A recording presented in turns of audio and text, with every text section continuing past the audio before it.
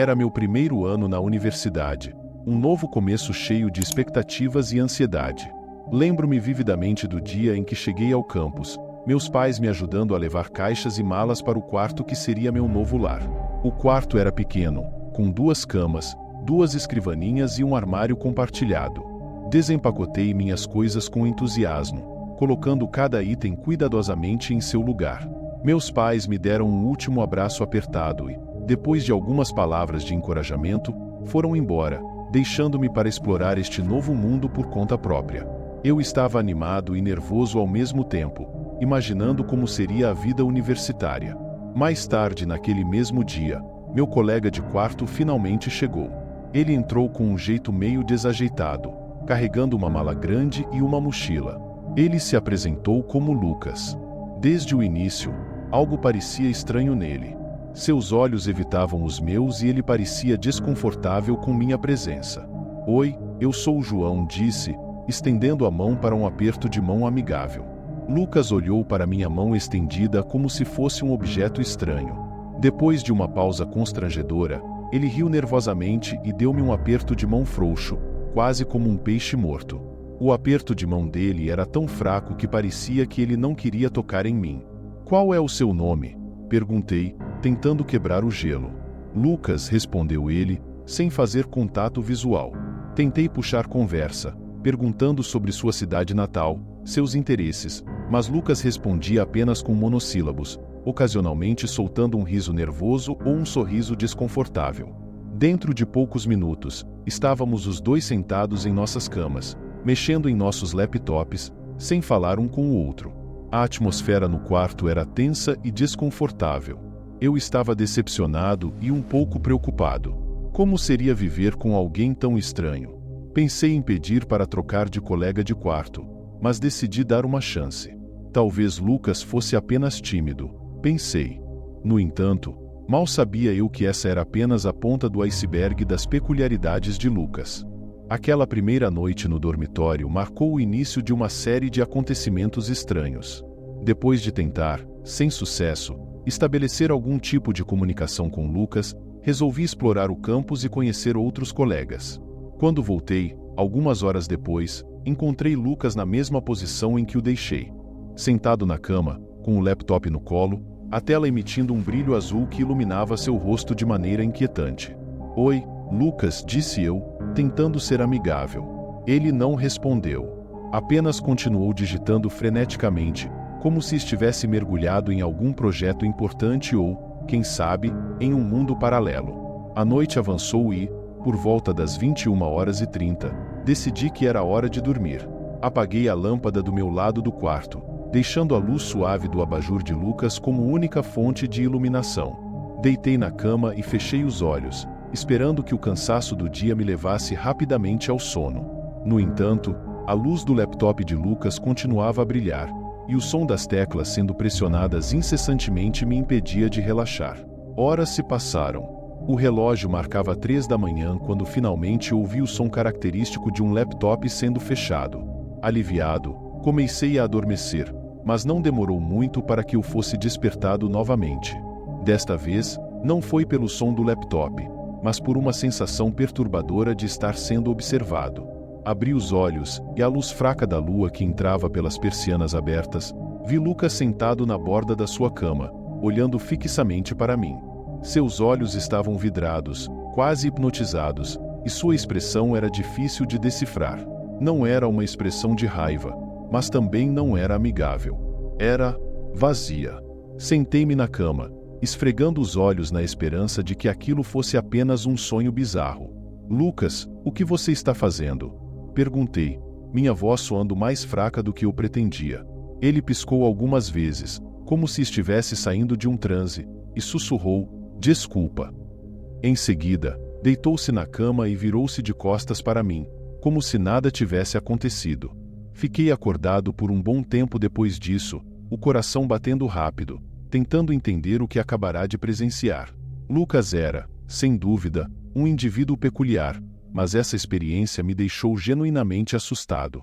Aos poucos, a exaustão finalmente venceu o medo e eu adormeci, mas aquela imagem inquietante de Lucas me observando ficou gravada na minha mente. E assim começou minha convivência com Lucas, marcada por noites de inquietação e um crescente sentimento de que algo estava muito, muito errado. Com o passar dos dias, as peculiaridades de Lucas só aumentavam. Eu tentava dar a ele o benefício da dúvida, imaginando que talvez ele estivesse apenas se adaptando a uma nova rotina. No entanto, sua presença cada vez mais inquietante começou a interferir seriamente na minha paz de espírito. Um dia, voltei ao nosso dormitório após uma tarde explorando o campus e conhecendo novos colegas. Quando entrei no quarto, encontrei Lucas sentado na mesma posição de sempre, com o laptop no colo. Até aí, nada de novo. Mas algo estava diferente. Olhei ao redor e percebi que minhas coisas pareciam mexidas.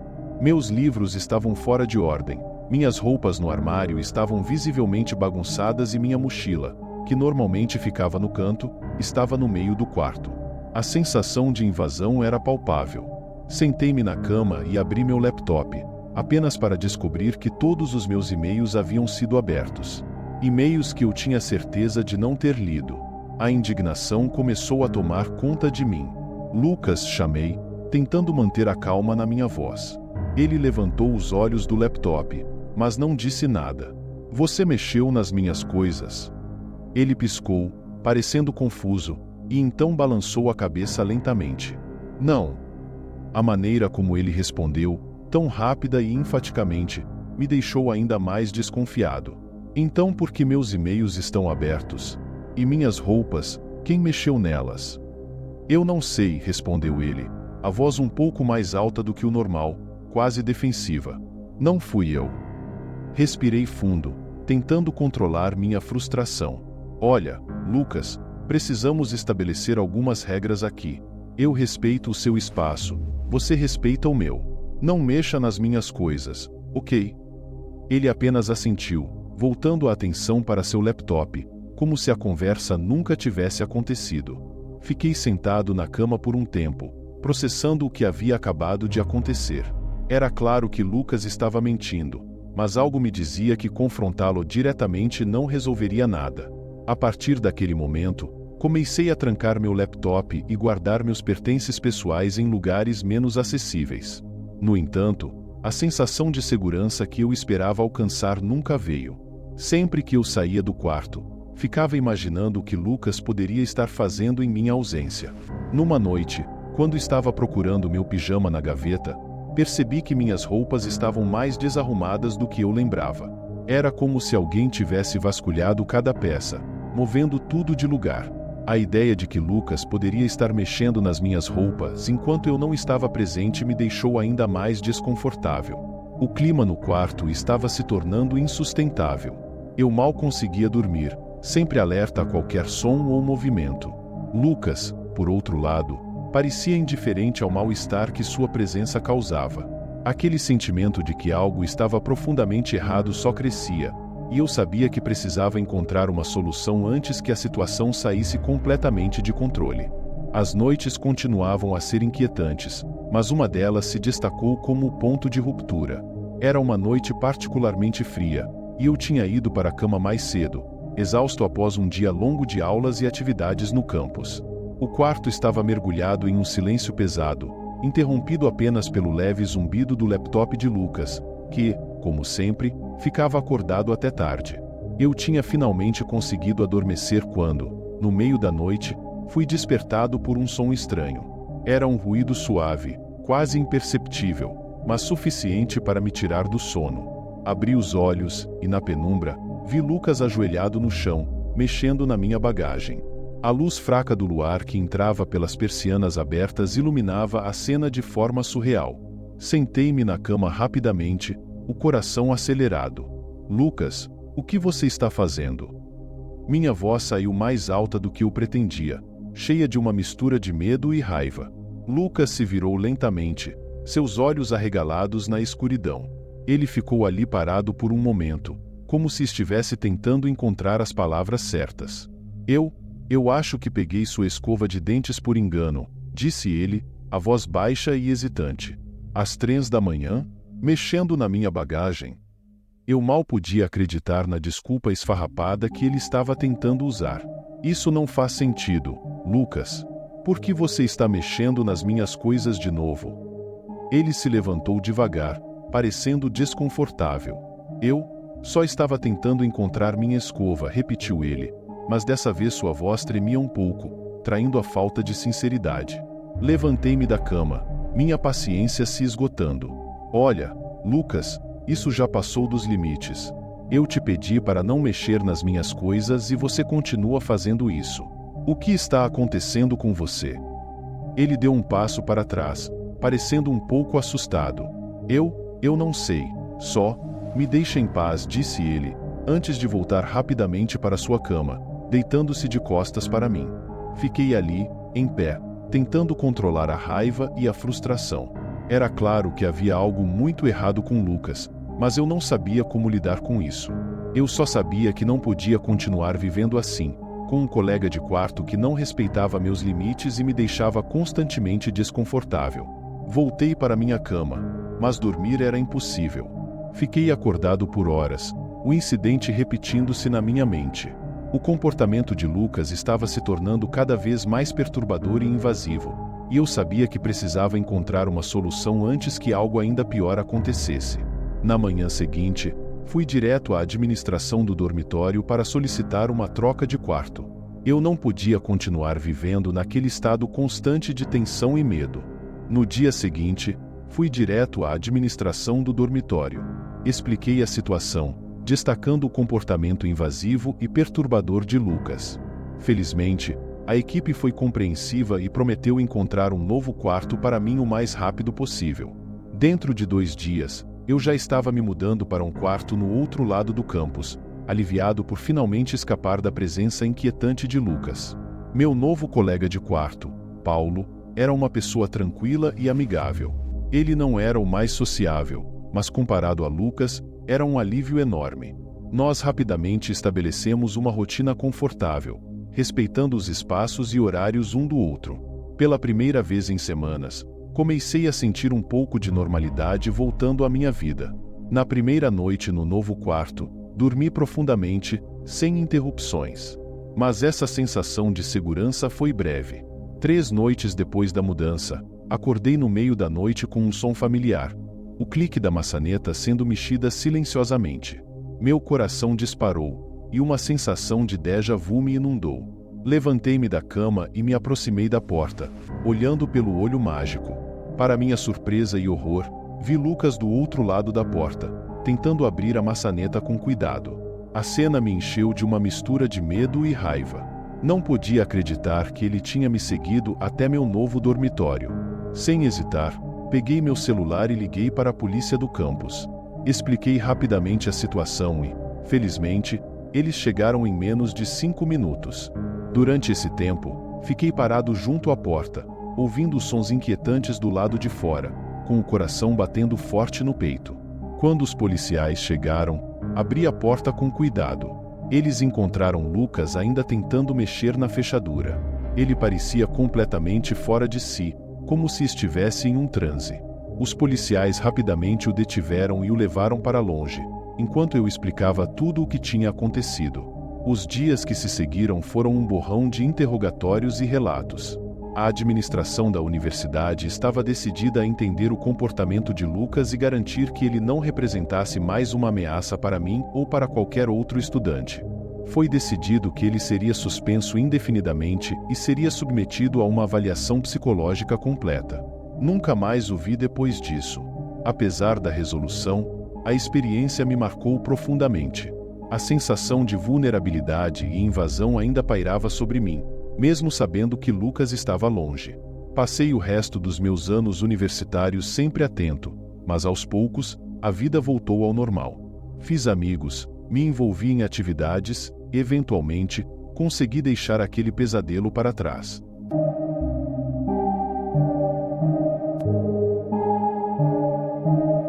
A universidade era conhecida por suas festas e vida noturna vibrante, mas às vezes, tudo o que queríamos era uma noite tranquila longe de toda a agitação. Foi assim que, numa sexta-feira à noite em outubro, eu e 2 amigos próximos, Rafael e Bruno, decidimos fazer algo diferente. Nossa ideia era simples: passar a noite na reserva natural da escola, perto do lago, longe do caos do campus. A reserva natural era um lugar bonito e isolado, com trilhas sinuosas e uma pequena clareira do outro lado do lago, perfeita para fazer uma fogueira. Era um local relativamente desconhecido pela maioria dos alunos, o que tornava a aventura ainda mais atraente.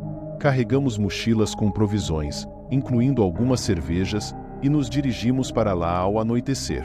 Quando chegamos à clareira, a noite já estava bem escura, e a única luz vinha da lua cheia brilhando sobre o lago.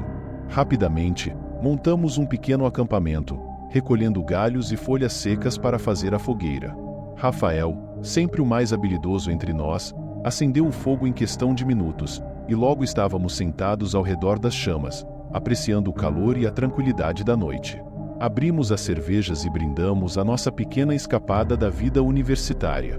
O estresse das aulas e das provas parecia distante enquanto conversávamos sobre tudo e nada, rindo e compartilhando histórias. Chamamos essa noite de brochete, um termo inventado por nós para descrever nossas sessões de conversa e bebidas ao ar livre. À medida que a noite avançava, o som do crepitar do fogo misturava-se com o suave murmúrio do lago. O álcool começava a fazer efeito, e nossas risadas ecoavam pela clareira. Estávamos tão imersos na nossa diversão que mal percebemos o tempo passar. Bruno, sempre o mais brincalhão, estava rolando no chão coberto de folhas, rindo tanto que mal conseguia falar. Foi então que Rafael, que estava no meio de uma história engraçada, parou abruptamente e levantou a mão, pedindo silêncio. "Xi, vocês ouviram isso?" Ele sussurrou, os olhos fixos na escuridão da floresta ao nosso redor. Paramos de rir instantaneamente, tentando ouvir o que ele tinha ouvido. Por alguns segundos, tudo o que ouvi foi o crepitar do fogo e o bater do meu próprio coração. Então, percebi o som distante de folhas e galhos sendo pisoteados, vindo de algum lugar na floresta. Era um som sutil, mas inconfundível. Continuamos tentando nos distrair, retomando as conversas e rindo, mas a verdade é que todos estávamos atentos aos sons que vinham da floresta. Cada estalo de galho, cada movimento nas folhas parecia amplificado pelo silêncio da noite. Tentávamos não dar muita importância, mas a tensão era palpável. Rafael, sempre o mais pragmático, sugeriu que fosse apenas algum animal curioso ou até mesmo o vento. Bruno concordou, rindo nervosamente e dizendo que provavelmente era só um guaxinim ou algo assim. Mas a cada novo som, nossos olhos se voltavam instintivamente para a escuridão ao redor da clareira.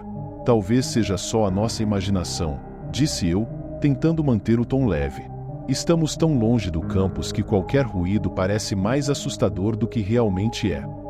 No entanto, a sensação de estar sendo observados persistia. A fogueira, que inicialmente nos trazia conforto, agora parecia nos expor mais, destacando-nos na escuridão da floresta. O som dos passos se aproximando ficou mais claro e distinto, e a possibilidade de ser apenas um animal começou a parecer menos provável. Rafael levantou-se, ostensivamente para pegar mais lenha, mas acho que queria também dar uma olhada ao redor. Ele voltou rapidamente, com uma expressão que não conseguiu esconder completamente a preocupação. "Não vi nada", disse ele, tentando soar despreocupado. "Mas acho melhor ficarmos atentos, só por precaução." Continuamos a conversar, mas agora com um olho na fogueira e o outro na escuridão além dela. Nossas risadas se tornaram menos frequentes, e cada um de nós estava claramente alerta aos ruídos da floresta. O som de galhos quebrando e folhas sendo esmagadas parecia cercar nossa clareira, movendo-se de um lado para o outro, como se algo ou alguém estivesse nos observando de diferentes ângulos. De repente, o som de um galho grande se quebrando, bem mais perto desta vez, nos fez todos pular. Bruno tentou fazer uma piada para aliviar a tensão, mas sua voz soou fraca e trêmula. Ninguém riu. "Talvez devêssemos apagar a fogueira", sugere, meio brincando, meio sério. "Pelo menos ficaremos menos visíveis." "Talvez seja uma boa ideia", concordou Rafael. "Vamos ficar em silêncio e ver se conseguimos ouvir melhor." Apagamos a fogueira com um pouco de água que tínhamos trazido, deixando apenas a luz fraca da lua para iluminar a clareira. O silêncio que se seguiu foi quase insuportável. Sentíamos cada movimento da floresta como se estivesse bem ao nosso lado, e os sons, antes distantes, agora pareciam se aproximar cada vez mais. Estávamos todos sentados, tentando fazer o mínimo de barulho possível, nossos ouvidos atentos a cada estalo e sussurro da noite. Foi então que percebemos que os sons não eram aleatórios. Havia um padrão, um movimento deliberado ao nosso redor. Estávamos sendo cercados. Os sons ao nosso redor continuavam a se intensificar, galhos quebrando e passos que agora eram inconfundíveis. A tensão que antes pairava no ar agora se transformava em puro pânico. Cada um de nós estava congelado, tentando controlar a respiração e ouvir atentamente qualquer indício do que estava nos cercando. Isso não é normal, sussurrou Bruno, sua voz quase inaudível. Tem alguém aí? Precisamos sair daqui, disse Rafael, tentando manter a calma. Mas temos que ser silenciosos. Apaguem a fogueira. Nós rapidamente jogamos terra e água sobre os restos da fogueira, abafando qualquer luz que pudesse nos denunciar. Agora, imersos na escuridão quase total, ficávamos ainda mais atentos aos sons. A floresta parecia viva, com cada estalo e farfalhar de folhas soando como um trovão nos nossos ouvidos. Vamos nos esconder atrás daqueles arbustos, sugere, apontando para uma área mais densa da vegetação. Nós nos movemos devagar, tentando não fazer barulho, mas a sensação de sermos observados não diminuía. Enquanto nos escondíamos, os sons pareciam se aproximar ainda mais. Era como se algo ou alguém estivesse nos caçando, se movendo com uma precisão assustadora. Sentíamos os olhos invisíveis nos observando, e o medo de sermos descobertos aumentava a cada segundo. De repente, um grande galho quebrou muito perto de nós. Todos nós prendemos a respiração, os corações batendo descontroladamente. Rafael fez sinal para ficarmos abaixados, e seguimos sua liderança, tentando nos misturar à escuridão. Aos poucos, o som de passos se tornou mais claro, como se alguém estivesse caminhando lentamente ao redor da área onde estávamos escondidos. Ouvi o som de folhas sendo esmagadas sob pés pesados, e a ideia de que poderia ser um animal desapareceu completamente da minha mente. Isso era obra de um ser humano, alguém que claramente sabia que estávamos ali. Bruno segurou meu braço, seu rosto pálido de medo. E se não formos os únicos aqui? E se for alguém que está nos observando há muito tempo? Precisamos sair daqui, sussurrei de volta. Vamos esperar até que os passos se afastem um pouco e então correremos de volta para o campus. Esperamos, em silêncio absoluto, até que finalmente os passos parecessem se distanciar. Cada segundo parecia uma eternidade, mas sabíamos que não podíamos correr o risco de sermos descobertos. Quando os sons ficaram suficientemente longe, Rafael fez sinal e começamos a nos mover lentamente, tentando ser o mais silenciosos possível. No entanto, antes que pudéssemos nos afastar muito, um grande galho foi jogado na nossa direção, caindo com um estrondo assustador a poucos metros de nós. Isso foi o suficiente. Sem pensar duas vezes, todos nós corremos na direção oposta, atravessando a floresta o mais rápido que nossas pernas podiam nos levar.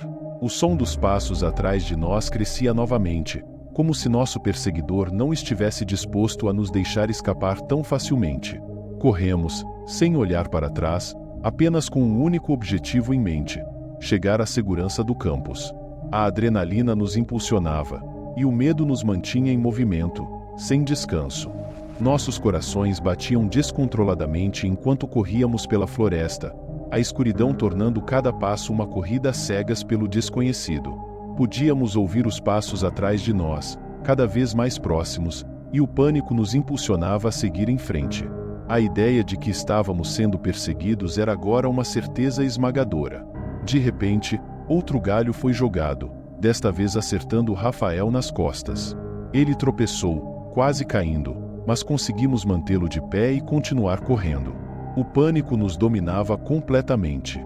Cada sombra, cada som parecia um sinal de que estávamos sendo encurralados. Precisamos achar uma saída, gritou Bruno, sua voz tremendo de medo. Corríamos sem direção clara, apenas seguindo a intuição de que precisávamos nos afastar o máximo possível daquele lugar. O som dos passos atrás de nós se intensificava, e podíamos sentir a presença de nosso perseguidor cada vez mais próxima. A floresta parecia se fechar ao nosso redor, cada árvore um obstáculo em nosso caminho desesperado. Finalmente, avistamos a luz fraca de um poste de luz, indicando que estávamos nos aproximando do campus. A visão daquela luz nos deu um novo impulso de energia. Com renovada determinação, corremos em direção à segurança, nossos pés mal tocando o chão. Ao nos aproximarmos da borda da floresta, olhei rapidamente para trás e vi uma figura indistinta se movendo entre as árvores. O medo me fez acelerar o passo, e finalmente, chegamos à estrada que separava a reserva natural do campus. Paramos por um momento, ofegantes, tentando recuperar o fôlego e a compostura. Quem diabos era aquele? Ofegou Rafael, olhando para a escuridão da floresta. Não sei, mas precisamos voltar para o dormitório agora, respondi, meu coração ainda batendo forte no peito. Sem perder mais tempo, corremos pelo campus até o nosso prédio de dormitórios. De volta ao dormitório, ainda ofegantes e com os corações batendo forte, nos reunimos no quarto de Bruno. A segurança das paredes familiares nos oferecia algum conforto, mas a tensão no ar era palpável. Tentávamos processar o que acabará de acontecer, mas as imagens dos eventos na floresta ainda estavam frescas em nossas mentes. Olhamos pela janela do quarto de Bruno, que dava para a floresta. Lá, na borda da mata, avistamos uma figura sombria andando de um lado para o outro, como um predador à espreita. Cada vez que um carro passava, a figura recuava para as sombras das árvores, apenas para reaparecer logo depois. Observamos em silêncio, nossos corpos ainda tremendo de adrenalina, até que finalmente a figura desapareceu na escuridão, voltando para o coração da floresta. Quem será que era? Murmurou Rafael, sua voz carregada de medo e curiosidade. Não sei, respondi, meus olhos ainda fixos no ponto onde a figura havia sumido. Mas seja lá quem for, não estava apenas passeando pela floresta. Tentamos voltar à normalidade, cada um de nós se retirando para nossos respectivos quartos, mas o sono não veio facilmente naquela noite. Fiquei acordado, revirando na cama, relembrando cada detalhe da nossa fuga. A ideia de que alguém estava nos observando, talvez desde o início, era perturbadora. Na manhã seguinte, nos reunimos novamente, desta vez na cafeteria do campus. O sol da manhã parecia dissipar parte do medo que sentimos na noite anterior, mas a conversa ainda estava marcada por um nervosismo palpável. Contamos e recontamos os eventos, cada um de nós acrescentando detalhes que talvez os outros não tivessem notado. Devemos relatar isso às autoridades do campus, sugeriu Bruno, enquanto mexia distraidamente no seu café. Não podemos ser os únicos a passar por isso. Concordamos rapidamente. Era a única maneira de garantir que ninguém mais passasse pela mesma experiência aterrorizante. Fizemos um relatório completo, descrevendo tudo o que aconteceu, desde os primeiros sons estranhos até a perseguição final. Enquanto falávamos com a segurança do campus, não pude deixar de refletir sobre a experiência. A ideia de que uma noite que começou como uma simples aventura entre amigos poderia se transformar em algo tão assustador era surreal. A floresta, que antes parecia um refúgio tranquilo, agora estava manchada pelo medo e pela incerteza. Então, o que vocês acham de irmos para a floresta de novo? Brincou Rafael, tentando aliviar o clima. Nem pensar, respondi imediatamente. Pelo menos não depois que o sol se põe. Rimos, mas a decisão era séria. Nunca mais voltaríamos àquela clareira após o anoitecer. A lembrança da figura sombria na floresta era um lembrete constante de que alguns lugares, mesmo os mais belos e tranquilos, podem esconder perigos inimagináveis. E assim, nossa pequena aventura se tornou uma lição sobre prudência e a imprevisibilidade do desconhecido. Obrigado por assistir até aqui. Se inscreva no canal e ative as notificações para não perder os próximos vídeos. Até logo!